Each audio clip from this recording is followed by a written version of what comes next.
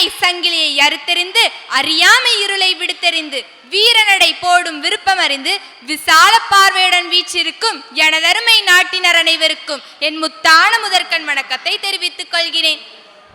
இருந்தாலும் மறைந்தாலும் பெயர் சொல்ல வேண்டும், இவர் போல் யார் என்று ஊர் சொல்ல வேண்டும் என்ற வரிகளுக்கு பொருத்தமானவர் வ.உ. சிதம்பரனார்.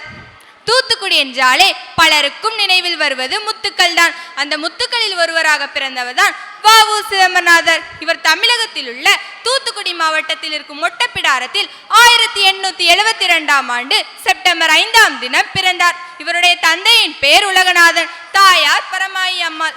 இவருடைய இயற்பெயர் வள்ளிநாயகம் உலகநாதன் பிள்ளையாகும்.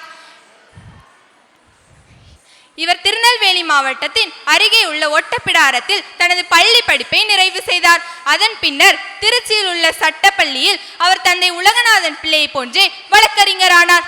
ஏழை எளிய மக்களுக்காக இலவசமாக போராடினார். வலியவர்களால் எளியவர்களுக்கு பாதிப்பு நேரிடும் போது மனம் கலங்கி உதவும் குணம் வ.உ.சிக்கு உண்டு.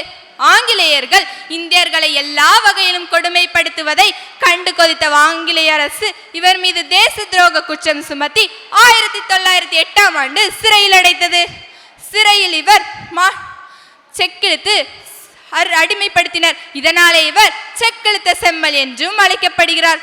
கப்பலுக்காக தன் சொத்தை விற்று கடன் வாங்கி எஸ்.எஸ். லாவோ மற்றும் எஸ்.எஸ். காலியா என்ற 2 கப்பல்களை பிரான்ஸ் நாட்டிலிருந்து விலைக்கு வாங்கி கப்பல் போக்குவரத்தை தூத்துக்குடி முதல் திருநெல்வேலி வரை தொடங்கினார். இதனாலே இவர் கப்பலோட்டிய தமிழர் என்றும் அழைக்கப்படுகிறார்.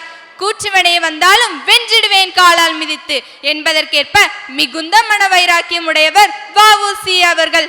நாட்டுப்பற்றுக்கும் தியாகத்திற்கும் போர் குணத்திற்கும் அயராத உழைப்பிற்கும் அரிய எடுத்துக்காட்டாக வாழ்ந்து மறைந்தவர் வ.உ.சி. அவர்கள்.